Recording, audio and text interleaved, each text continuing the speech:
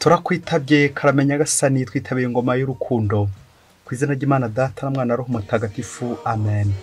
Amahoro bana b'Imana, nimuhumure, Imana ije kudukiza kuri uyu wa kane w'icyumweru cya mbere cya Noheri tariki 28 Ukuboza 2023 ubwo duhimbaza abana b'i Betelehemu bahowe Yezu. Isomo rya mbere ni ryo mu Yohani umutwe wa mbere umurongo wa 5 kugeza ku wa 10 n'umutwe wa 2 umurongo wa 1 kugeza ku wa 2. Nkora mutima zanjye, dore rero ubutumwa twamwumvanye ari nabwo tubasohojeho. Imana n'urumuri, kandi muri yo ntiharanga umwijima na busa. Niba tuvuze tuti twunze ubumwe nayo, nyamara tukagendera mu mwijima, tuba tubeshye, ntabwo tuba dukora ibihuje n'ukuri. Ariko niba tugendera mu rumuri nk'uko Imana ubwayo iba mu rumuri, tuba twunze ubumwe n'abandi, kandi amaraso ya Yezu umwana wayo akadukiza icyitwa icyaha cyose.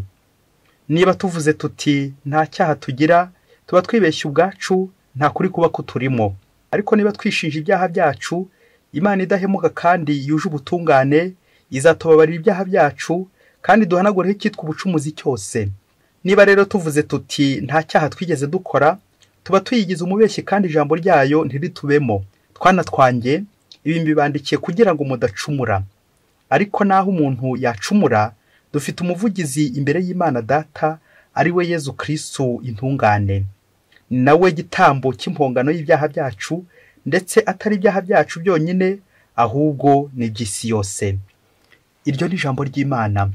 Zaburi 124 twararusimbutse nk'inyoni ivuye mu mutego w'umuhigi. Iyo Uhoraho ataturengera, igihe abantu bari baduhagurukiye, baba baratumize bunguri mu mugurumano w'uburakari bwabo. Ubwo ngubwo amazi aba yaraturenzeho, umugezi uhurura waraduhitanye. Ubwo ngubwo amazi asuma aba yaraturenze hejuru. Arakarama Uhoraho, umutego waracitse turarusimbuka. Ubuvunyi bwacu buba muri Uhoraho nyirizina, we waremye ijuru n'isi. Twararusimbutse nk'inyoni ivuye mu mutego w'umuhigi. Nyagasani Yezu nabane namwe. Amagambo mu ivanjili ntagatifu yanditswe na Matayo umutwe wa 2 umurongo wa 13 kugeza ku 18. Muri icyo gihe abanyabwenge bari baje Betelehemu bamaze kugenda, umumarayika wa Nyagasani abonekera Yozefu mu nzozi, aramubwira ati, byuka ujyane umwana na nyina uhungire mu Misiri, maze ugumeyo kugeza igihe nzakubwirira, kuko Herode agiye guhigahiga umwana ngo amwice. Yozefu arabyuka ajyana umwana na nyina iryo joro, maze ahungira mu Misiri. Nuko abayo kugeza igihe Herode apfiriye. Ibyo byabereye kugira ngo huzwe ibyo Nyagasani yavugishije umuhanuzi ati, nahamagaye umwana wanjye wari mu Misiri. Nuko Herode abonye ko abanyabwenge bamubeshye, ararakara cyane, maze yohereza abica abana bose bo kuri Betelehemu n'abo ku mirenge yose yikikije, bamaze imyaka 2 n'abatarayigezaho, akurikije igihe yari yasobanuriwe n'abanyabwenge. Nuko huzuzwa ibyo umuhanuzi Yeremiya yavuze ati, kuri Rama bumvise ijwi riboroga riganya cyane. Ni Rasheli uririra abana be, kandi yanze guhozwa kuko batakiriho. Iyo ni ivanjili ntagatifu. Bayoboke b'Imana, nimuhumure. Turi mu gihe cya Noheri, twibuka ijambo w'Imana wigize umuntu. Umunsi wa mbere wa Noheri kuri 25 twazirikanye Yezu aza munsi. Tuzirikana uburyo Yezu Kristo yaje munsi, uko biri kose yageze munsi ararira, kuko yakiriwe nanjye kuvuga ahantu hadasobanutse, mu kavure, mu kiraro cy'amatungo. Kwabonye ko ibyo byose ari ukugira ngo Yezu yicishe bugufi, asangire natwe kamere muntu, kamere y'icyaha, kamere ifite intege nkeya, kamere ifite ubushanguke, ari ukugira ngo tuzamure, aduhe ibyishimo. Yezu wa wundi ushira, twebwe tugashisha. Yezu wa wundi ubabara kugira ngo tubabarire. Nguko uko Yezu Kristo ijambo w'Imana yigira umuntu. Ku munsi wa 2 wakurikiye ku itariki 26 twahise tubona urupfu rwa Sitefano, bitwibutsa ko Yezu waje munsi azagira abahamya nka Sitefano bemera guhorwa Kristo, wa mwana w'uruhinja, wa mwana w'Imana, isi itazishimira.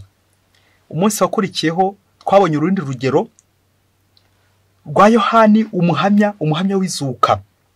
Uyu munsi no ku itariki 28 turahimbaza abana b'i Betelehemu, bitwibutsa ko Noheli n'umusaraba cyangwa na Kalivariyo birahuye, kuko ubuzima bwa Yezu Kristo bwose bwabaye incungu y'abantu.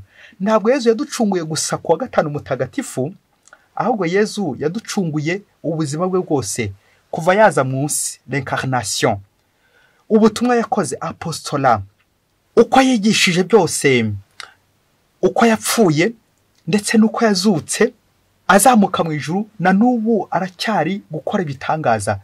Ubwo buzima bwose bwa Yezu ni incungu yacu, nicyo cyazanye Yezu Kristo.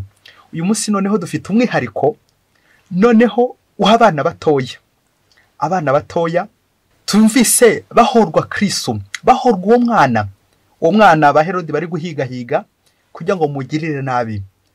Uyu munsi rero tugiye guhuza Noheli, tuyihuze na Kalivariyo, ubuzima n'urupfu, kuvuka no gupfa, bityo bize kudufasha gukomeza kwakira ijambo w'Imana wigize umuntu kubera twebwe.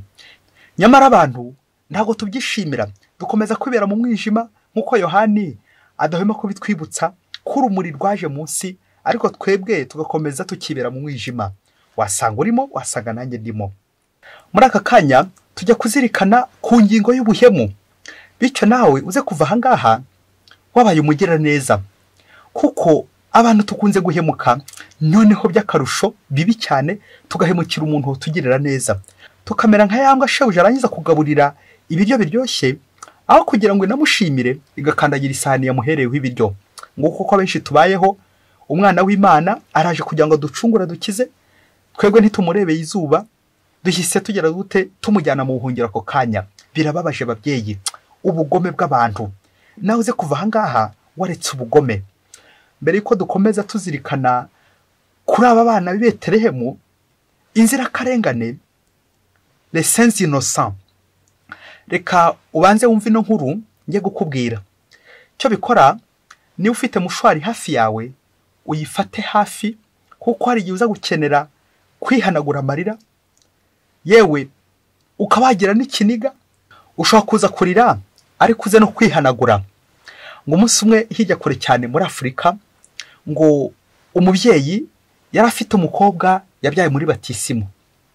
Nuko wa mubyeyi yiyicariye agiye kumva, yumva baramuhamagaye ngo umukobwa we ngo ararwaye, ngo yagiye mu bitaro. Wa mubyeyi ashakisha ingemu hirya no hino, amaze kubona ingemu afata nzira ko ajya gusura umukobwa we mu bitaro, kuko bari bamubwiye ko yafashe ibitaro, arwariye mu bitaro, kandi ko amaze igihe kirekire ari mu bitaro. Wa mubyeyi wa batisimu ngo ageze mu bitaro, ngo bitaro byitwaga Hôpital Mère du Verbe, ibitaro bya nyina wa jambo, ibitaro bikomeye aho abantu benshi bakirira.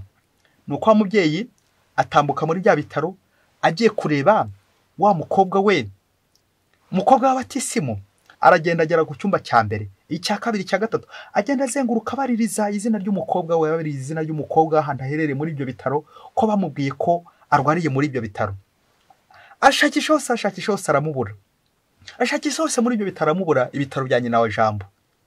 Wa mubyeyi arababara cyane, yibaza ingemu yarazanye, abuze uwo yayiha, yibaza aho agiye gushakira umukobwa we. Koko wa mubyeyi akomeza gifite agahinda kenshi, agiye kongera gutahana ingemu, n'umukobwa aramubuze. Mu gihe akiri gukomeza yibaza, amaze gushakisha hose yamubuze, nuko agiye gusohoka ngo yitahire, agiye kubonabona umurinzi amutekereza ikibazo yagize, ko abuze umukobwa yaraje gushakira aho ngaho. Nuko umurinzi ngo aramubwira ati, nyamara hariya mu nguni handi kure hari ibindi bitaro abakobwa n'abamama bakunze kurwariramo, bafite ibindi bibazo, wajya guhashakira naho. Nuko wa murinzi aramuherekeza kugira ngo mwereke bya bitaro bindi abakobwa bashobora kuba barimo hafi aho ngaho. Nuko rero wa mubyeyi asanga inshuro 3 zose uwo mukobwa yari ari mu bitaro, ari byo bitaro yari arimo, ngo ni bitaro ngo bari barise iby'umwami Herodi, ibitaro by'umwami Herodi. Nuko wa mubyeyi aratangara, atangira ararira, ndabizi nturi guhita umenya icyatumye arira. Ibyo bitaro by'umwami Herodi uwo mukobwa we arwariyemo. Nuko agezemo arababara cyane. Bikaba byari ibitaro, ndabizi nturi guhita ubyumva vuba, ni ibitaro abakobwa bakuyemo inda babaga barimo, niho bakuriragamo inda. Bari barabyise nyine ibitaro bya Herodi, ibitaro by'umwami Herodi. Wa mubyeyi arababara bikomeye cyane, arashavura ukuntu umukobwa batisimu ibyo bitaro ari beza kwivurizamo. Kandi we yarazi ko aje mu bitaro bya nyina wa Jambo. Nuko nyina amaze kubabara n'agahinda kenshi, noneho ikindi kintu cyamubaje kirenze gikomeye cyane, nuko ngo wari umurwaje, ngo yari umusore we wari umurwaje muri ibyo bitaro by'umwami Herodi, ni wari umurwaje. Nuko nyina n'agahinda kenshi arashavura arababara. Nuko nyina amaze kwirukana uwo musore wari umurwaje, afata ingamba yuko agiye kwirwariza wenyine uwo mukobwa we urwariye muri ibyo bitaro bya Herodi.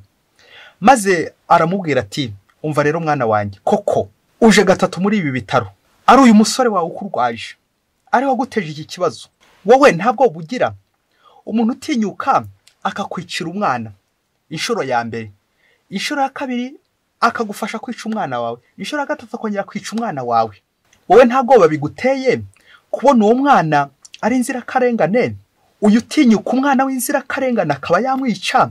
None se wowe ni mubana ukamwivumburaho ugakora ikosa ko ntazibanye zidakomanya amahembe, aho azashobora gukwihanganira utarashoboye kwihanganira umwana w'inzirakarengane, umwana w'umuziranenge, atarashoboye kumugira imbabazi ngo amureke abeho? Urumva ari wowe wazihanganira kandi uzaba ufite amakosa icyo gihe? Nuko bitangira kuba amarira muri ibyo bitaro, ari uwo mukobwa ari na nyina. Hagati aho nyine wa musore w'umurwaje we yari yagiye, bamwirukanye muri ibyo bitaro bya Herodi. Uwo mubyeyi nyakugorwa ari gukomeza kurwaza umwana we. Icyo kibazo umubyeyi cy'uwo mubyeyi niko wa mwana we uyu musore uri gukomeza kurwazana n'ubu, urumva azashobora gukwihanganira mu kabana? Kandi urabizi ko ushobora gukora amakosa, ushobora kuba umunyamafuti, umuntu utinyuka kugira nabi inzirakarengane, umwana utaracumuye, umwana utarahemuka akamugira nabi. Ni mubana urumva batazakwica? Nuko nyina akomeza guheka umusara muri ibyo bitaro bya Herodi. Bishoboke ko igihe cyaje kugera nyine bagataha mu rugo. Bayoboke b'Imana, Yezu Kristo akuzwe. Ese mukobwa, mugore, mwangavu, ibitaro by'urwariramo ni ibihe? Ni bya nyina wa Jambo, mère du verbe, maternité nyine y'ababyeyi, ukabyara ugaheka, cyangwa ugana iyo kwa Herodi, ibitaro by'umwami Herodi, ibitaro by'umwami Herodi, ibitaro by'umwami Herodi. Bayoboke b'Imana, hari abantu benshi twagiye tugana ibitaro by'umwami Herodi, ariko nawe uze gukomeza kwibaza ikibazo cya marene. Umuntu utorohera intungane, umuntu utorohera abamarayika, umuntu utorohera twa Yezu, aho ni mubana uri n'umunyabyaha wowe kwanza, uzanamuhemukira, aho we azakorohera. Akazi uze gukomeza ukibaze, ubwo bugome bwakwiriye isi, abantu bagiye bahinduka abagome. Hari ibitaro byinshi cyane by'umwami Herodi biri mu nce zacu, biri hirya kure cyane muri Afurika, biri mu nguni zacu. Koko nibwo umuntu azagushakira mu bitaro bya nyina wa Jambo agakubura impande zose. Yewe warigende nyine mu bitaro by'umwami Herodi, warisunze Herodi. Ngo kuko Herodi yarapfuye, ariko hari abandi bagiye bamusimbura, hari abandi bambi bagiye bamusimbura, abandi benshi bagiye bamusimbura. Wasanga urimo, wasanga ndimo. Aha, wavukira utse se mu bitaro bya Herodi, ko wahapfira ahubwo? Mu kuzirikana ku bana b'i Betelehemu bapfuye bazira Kristo, twongere tuzirikane ku bubi bw'abantu. Hari abantu babi, hari abantu b'abagome bifuza kurimbura abandi, bifuza gutegeka bahagaze ku mirambo yabo bayoboye. Hari abantu bifuza kubona umugati wabo bakaziruhutsa ari uko hari abandi begejeyo, hari abandi babanje kwirukana, hari abandi babanje kwica. Abo ni mu bwoko bwa Herodi, abo barwariye nyine mu bitaro bya Herodi by'umwami Herodi. Koko nkomeze kurwarira mu bitaro by'umwami Herodi rimwe kabiri gatatu, koko nkomeze kubirwariramo? Hari ababyeyi benshi barwariye mu bitaro by'umwami Herodi, hari abaganga benshi barwariye mu bitaro by'umwami Herodi. Ngaho nahoze gutekereza, uri muganga ushinzwe gutanga ubuzima, ushinzwe kurengera ubuzima, ariko ni wowe uri umukozi muri ibyo bitaro by'umwami Herodi. Ibitaro by'umwami Herodi mubyeyi. Isomo rya mbere twazirikanye, Yohana ari kwifuza kudutoza urukundo, akanaturinda kubeshya, tukavugisha ukuri, tukabaho mu kuri, tutisunga aba Herodi, ahubwo tugenza neza nk'abana b'urumuri. Icyo nicyo gihe tuzasimbuka imitego nk'uko bibaza buriya biririmbye, twararusimbutse nk'inyoni ivuye mu mutego w'umuhigi. Amen. Kubera iki? Ikinyoma kidutanya n'Imana, ikinyoma kitujyana kure y'Imana, imitego ikagenda dutega ya mitego ya sekibi, tukaba twaruhukira mu bitaro by'umwami Herodi, bikaza kurangira nyine dupfuye, kuko ibitaro by'umwami Herodi nta kindi bigambiriye usibye kwica.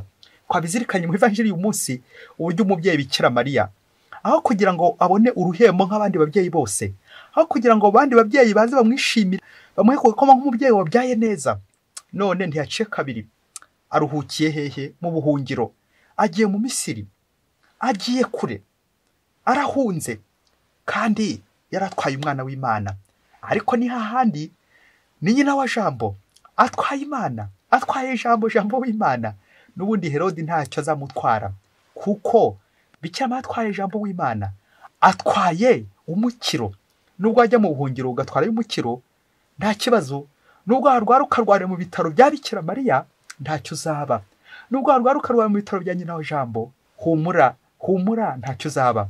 Ariko ikibabaje ni uko dusigara turwariye mu bitaro bya Herodi, ni uko tukarimbura abana b'abandi, twatumarayika uduhinja twose, tukatumarira ku bugi bw'urushinge, ubugi bw'ibinini, ubugi bw'inkota n'ibindi byinshi cyane. Intwaro za Herodi zihugitse muri biriya bitaro bya Herodi. Mubyeyi, wowe nta tumarayika twaje gukomanga ku gipangu cyawe? Nuko rero wajya kureba ugasanga inzu yawe yahindutse ibitaro bya Herodi, wajya kureba ugasanga ibitaro byanyu, centre de santé, hopitale zanyu zagiye zitirirwa umwami Herodi. Mbega igisebo, mbega ikimwaro, mbega agahinda mwa babyeyi mwe.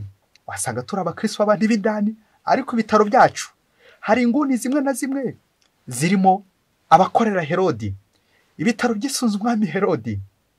Ng'abana b'i Betelehemu, Nyagasani yifuza ko natwe kwazirikanaho bari indacumura, abaziranenge. Ariko koko iki kibazo cy'uyu marene, umuntu utinyuka kugirira umwana inabi, umumarayika, umuziranenge, indacumura, uragira ngo wazakorohera cya gihe abantu tubanye nabi, abantu dushobora kubana nabi kuko turi abanyabyaha, uwo muntu ashobora kuzakwihanganira. Aho wowe ntiwagira ubwoba ko umuntu yakwica nawe? Babyeyi, twongere turebe uko tubungabunga ubuzima bw'abana bato, abatagira kivugira, abatagira kirengera, maze tubavuganire. Inda zacu zibe inda koko zitwaye ba Yezu, nk'abanyina wa Jambo nyine, mère du verbe, aho kuba imyobo ibitaro bya Herodi. Nta kintu cyiza nko gukomera kujya ku ndunduro, bityo ukabasha gusigasira nyine uwo mwana, ugasigasira utwo duhinja, ukarengera utumarayika. Ibihembo nyina wa Jambo arabifite bikomeye cyane, kuko uri kurengera ba Yezu. Washoboye gutwara inda akayibyara, niyubahwe. Kandi nubwo byaba bitemewe na Bikira Mariya, nawe inda yaratwaye kubw'amategeko ntiyari yemewe, ariko kubasha bw'Imana yari yemewe. Nutwita umwana ku buryo ngo bita budasanzwe, uzajya wihangana umutware utwaze mpaka umubyaye, kuko ibihembo byawe nyina wa Jambo arabikubikiye nawe. Aho nyine uri mu bitaro bya nyina wa Jambo ntacyo uzaba. Umuntu wese uri mu bitaro bya nyina wa Jambo ntacyo yaba. Cyo bikora nujya mu bitaro bya Herodi, uzarwara umugongo, uzarwara kanseri, uzarwara ibibyimba, uzagira ingaruka nyinshi mbi. Ibitaro bya Herodi nta kindi bereho usibye kwica wa mubyeyi we, n'ukwica. Ariko nubwo ari mu bitaro bya nyina wa Jambo, uzabaho, uzamererwa neza. Babyeyi, aho muri mwese dufatikanye tubungabunge abana b'Imana, bityo ubuzima Yezu Kristo yatuzaniye natwe tubungabunge ubuzima bwa bagenzi bacu, dufatikanye tubane neza mu rukundo, tubeho neza tubereho Imana, kuko turabe Imana. Abana b'i Betelehemu mwageze mu ihirwe ry'ijuru, natwe mudusabire buri munsi. Mwese Imana ibahe umugisha. Imana Data na Mwana na Roho Mutagatifu. Amen. Padiri Masumbuko Ladislas wa Diyosezi ya Cyangugu.